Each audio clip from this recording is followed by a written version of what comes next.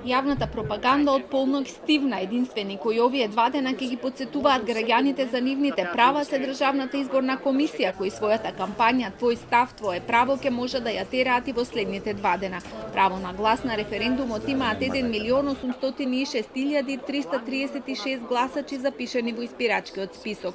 Од тие утре во своите домови ќе гласаат 1.859 лица кои се пријавиле како болни и изнемоштени, како и лицата во домашен притвор. Најмногу болни се пријавиле во Демир Хисар 145, во Прилеп 143, во Струмица 107 и во Крива Паланка 100. Еден ден претходно ќе гласаат и затворениците и државјаните на Република Македонија во странство.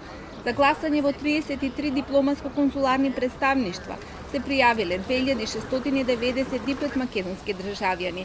Најмногу ги има во Берн, Венеција, Љубљана, Виена и Торонто, а најмалку само 10 се пријавени во Будимпешта, 13 во Истанбул, 14 во Букурешт и 15 во Атина.